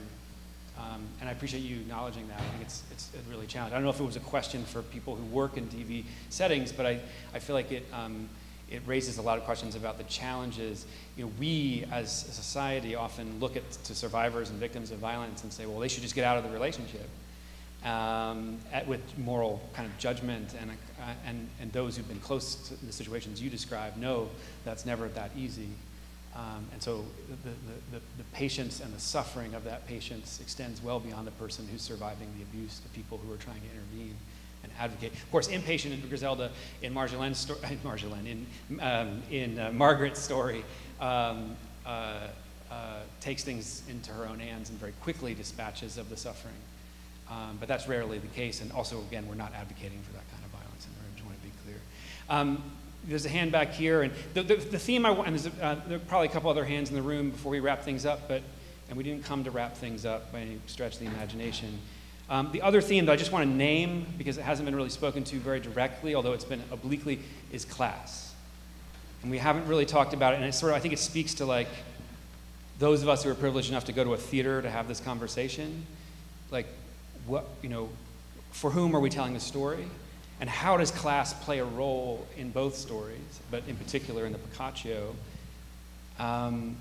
You know, you mentioned, he says he did it for a reason, Gualtieri, and the reason he says is fear. I was afraid of the conflict that would come with marriage. He actually says that. But simultaneously, he takes someone who was of low status and makes her the wife of a marquis or a duke and invests her with social status, and then says to his subjects, see, she was noble all along.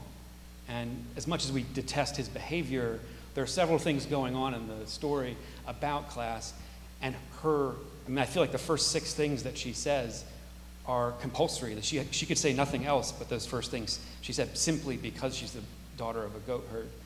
How does class play into these dynamics of domestic violence, sexual abuse, human trafficking, the challenges that the indigenous communities have felt? Like this has to be named, and hopefully 1 or 2 people as we go through will weave it into their comments. But you've been waiting for some time back there. Yes, please, over to you. Yes, this sort of has to do with class, but it's also related to Orange Shirt Day. Thank you. Thinking about, we haven't talked about the children.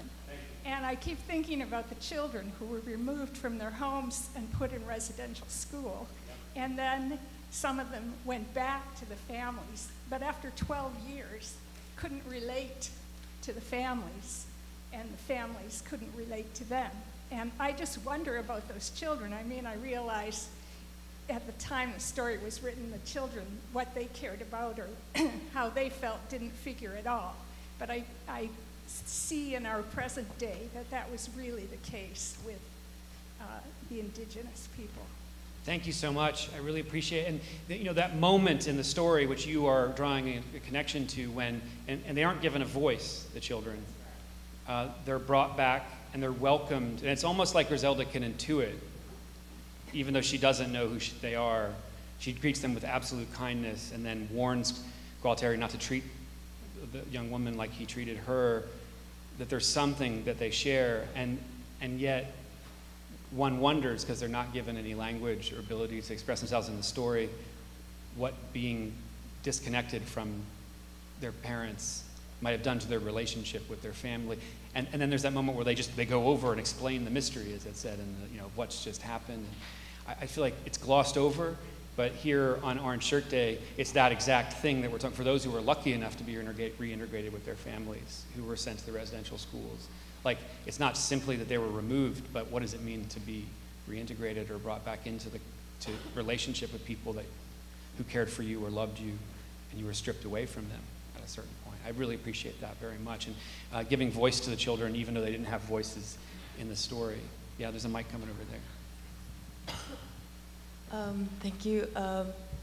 What I noticed that kind of linked both stories was the theme of violence as entertainment. So these are stories that are being told to pass the time, but the entertaining part in both stories is the violence, and that's what I liked about Margaret Atwood's story, because the last violent action was eating someone, but it's such a ridiculous kind of act of violence, right? Like, so they ate him whole, and then anyone who came to protest, they ate them as well. Like, it's almost an unbelievable act of violence, and I think that last act kind of highlights the entertainment that we find in violence in these stories. And I think they both question, like, why are we finding entertainment in violence and in domestic violence?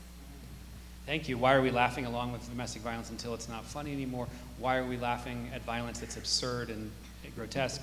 As the Alien form says, to pass the time, or at least it made the time go faster. And what does it say about our culture that we do? There's a hand directly next to her, making your job so easy, sir. Yeah, go right ahead. Thank you, by the way, for the panel. I wanted to kind of highlight that a lot of the questions we've gotten to so far have talked about the experience of delayed gratification up until the point of gratification, but it's also interesting to think about what happens after you have already been gratified.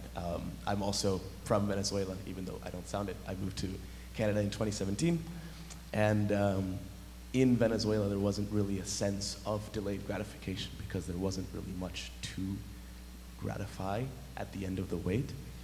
And one of the things that happened to my sister and I after we moved here was that we completely lost the notion of saving. We literally had no ability to save because everything that we earned, we spent it immediately. We had no concept of delayed gratification after we were forced to wait for so long to leave. And I think the duality that we talked about before, about the Griselda living in the same person as inpatient and patient, it focused really on how we are constantly fighting between being patient and inpatient.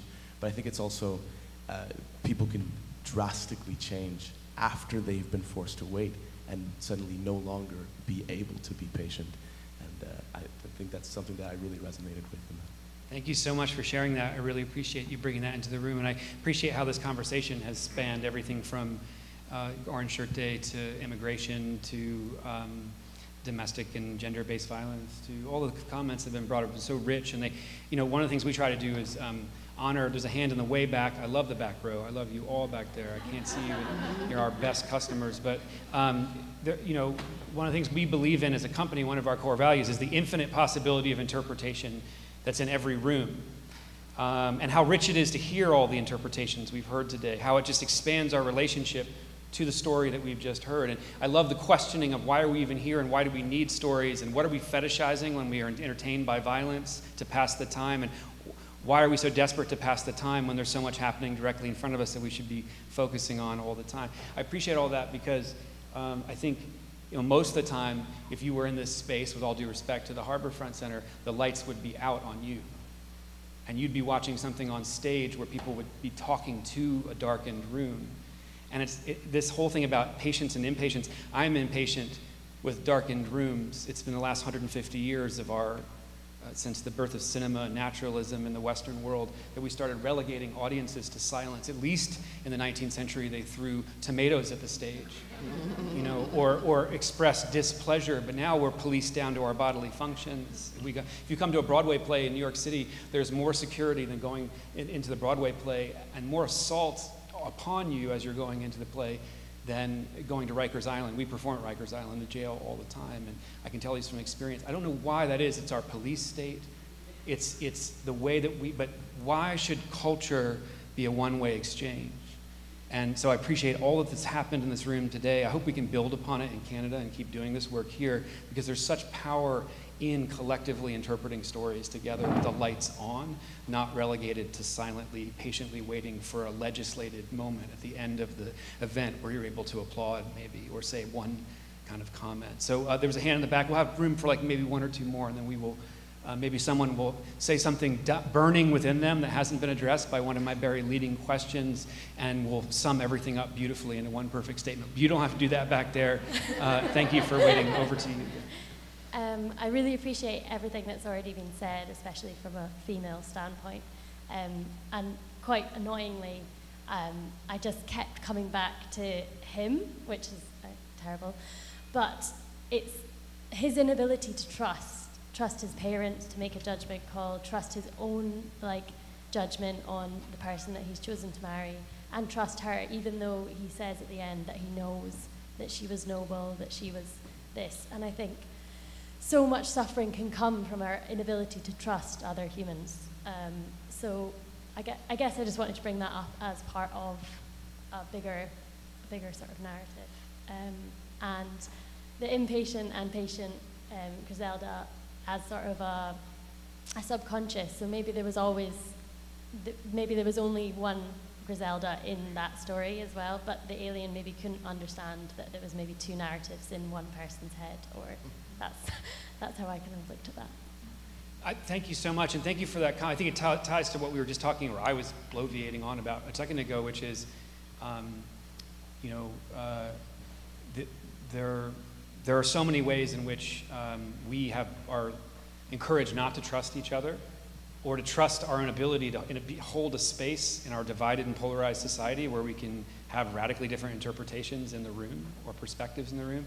Just as when Gualtieri says, it's fear that motivated me to do this crazy exercise of abusing you and testing your patience, I think it's, as you point out, it's a lack of trust in something he already knew about Griselda from the very beginning. And what happens when our social bonds break down in that way and we don't trust each other enough to listen or to ourselves and our intuitions about each other. Okay, so maybe one of you does have something incredibly pertinent and amazing to say. No, maybe you had something burning within you that wasn't addressed by one of my leading questions. Anyone on the panel is also welcome. But we'd love to have somebody bring us on home with maybe a last word or maybe a last provocation, any of those things. Yes, over to you, right over there. I want to address the issue of aliens among us. On Orange Shirt Day, we are the ancestors of the aliens who invaded so many indigenous populations hundreds of years ago and had ridiculous expectations of those societies and asked them to be so patient with us. And on Truth and Reconciliation Day, Margaret Atwood's story made me think about how alien we are and what us aliens did and continue to do for so long. And how do we address that? How do we redress that? I don't know. I don't know. We are ashamed aliens, or we should be ashamed aliens. And the invasion is not over, I fear. Thank you so much.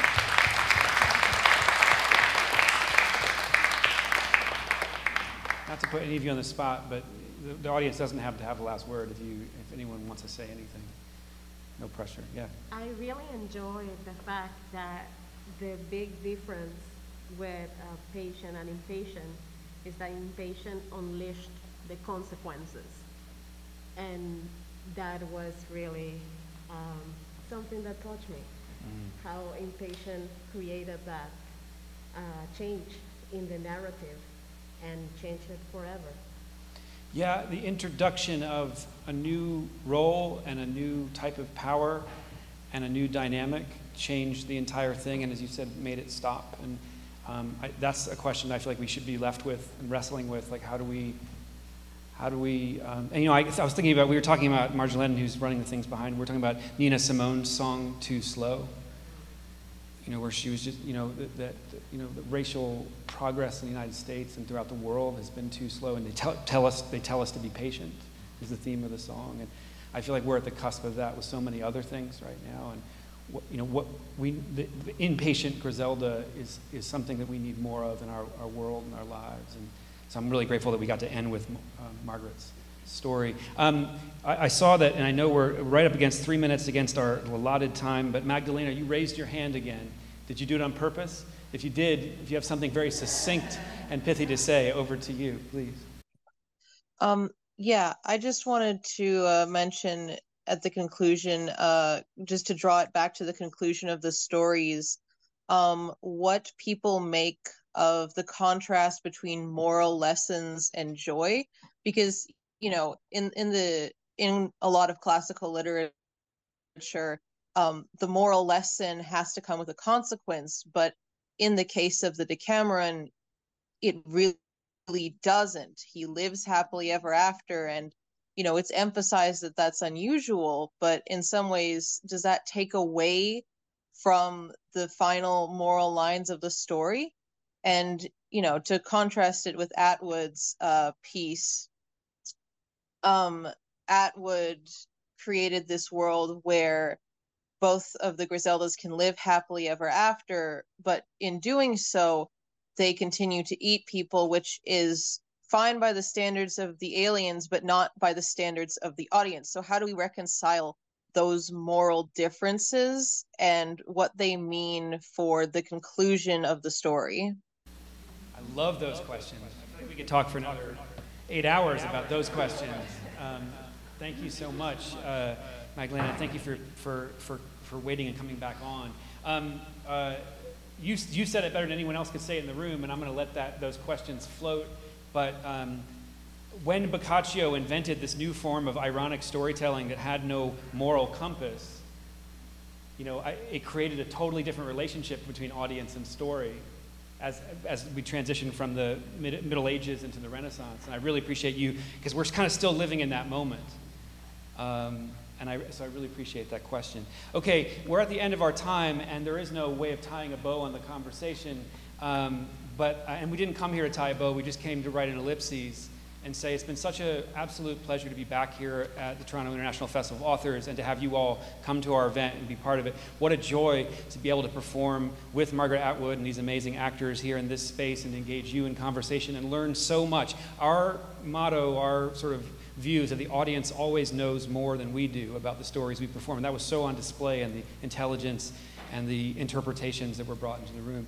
I want to thank you all for coming out, and before we go, and thanking the panel and the actors, I want to offer a benediction, and that's the end of every one of our projects. It ends sort of like this. If you're related to anything that's been said in the room tonight, know this: you're not alone in this room, as evidenced by this conversation we've started. You're not alone across the country and the world. We've got people tuning in from all over the planet. 2,000 people signed up tonight who have been part of this exchange with us. Some of them made it onto the screen, others didn't. Most critically, you're not alone across time, in both directions. And that can bring both comfort and immense discomfort and agitation. And we kind of hope to provoke both with our performances in a way that's hopefully joyous, but also leaves you with something that you can't feel will resolve easily when you walk out of this space. So after an early performance of one of our projects, someone stood up and answered a question I often ask audiences: why do you think the author wrote the play or the text? And this person stood up and said, I think They wrote the play to comfort the afflicted and to afflict the comfortable. And we hope we did a little of both for everyone here tonight. Comfort that we can come together and have these types of exchange, the lights on, and hear the intelligence that's in this room from so many different places and all over the world. All the experiential intelligence, all the insights that were brought into this conversation. Far better than a college seminar or a lifelong learning society, or I would argue many other places where you might hear other people's interpretations because they're grounded in something that has stakes. So comfort that we can come together across these disparate human experiences and have this conversation, and afflicted that there's so much more work to be done, as evidenced by some of the things that were said and some of the ways we live in a society that looks so much more like Boccaccio's Decameron than it does Margaret Atwood's story.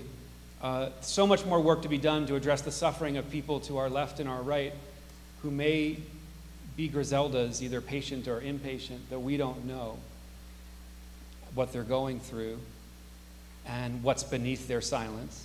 And it's with that sense of affliction that we leave you, with the hope that it leads to more conversations like this one, but also on Orange Shirt Day, to truth, reconciliation, healing, and to positive action. So I want to thank our panel with one last round of applause and our actors for joining us today. Thank you so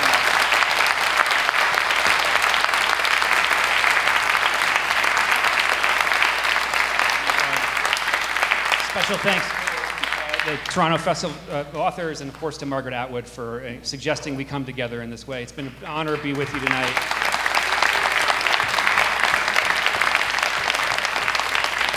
We hope to see you again our next time in Canada. Be well. We'll talk to you soon.